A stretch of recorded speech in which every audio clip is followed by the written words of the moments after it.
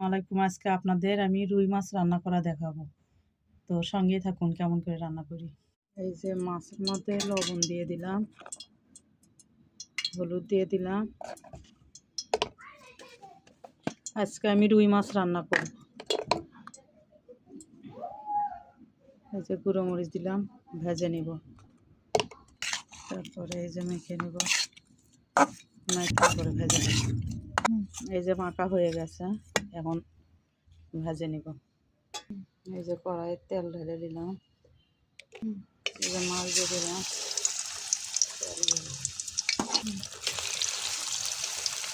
দিয়ে দিচ্ছি।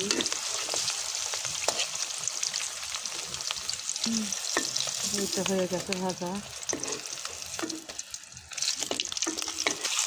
আবার দিয়ে দিলাম। একসঙ্গে বেশি করে মাছ ভাজলে তো মাছ ভাজবে, যার জন্য আলাদা আলাদা ভাজবে। কটা দিয়ে দিলাম, পেঁয়াজ দিয়ে দিলাম। যে কড়াইয়ে মাছ ভাজা দিচ্ছে এই তেলের মধ্যেই দিচ্ছি, কিছু জন্য তেল তো আর ফেলে দেওয়া যাবে না।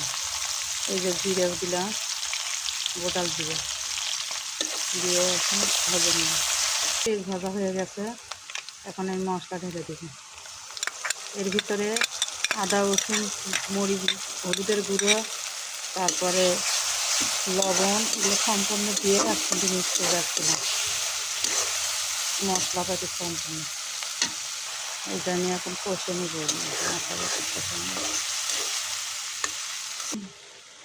এই যে সামান্য একটু টমেটো দিয়ে দিলাম, পেঁয়াজের সাথে একদম কষে নিব মশলার সঙ্গে। এই যে আমার মশলা কষানো হয়ে গেছে, এখন আমি মাছ দিয়ে দেবো এর মধ্যে।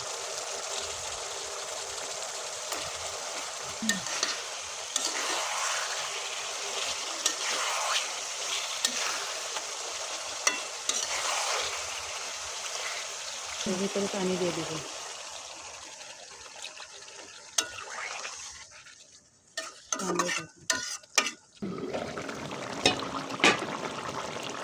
একটু জিরের গুঁড়ো দিয়ে দিলাম মাছের মধ্যে।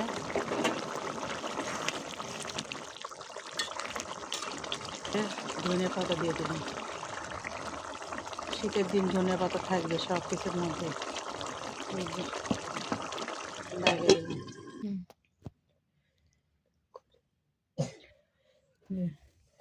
এই যে ঢেলে নিলাম।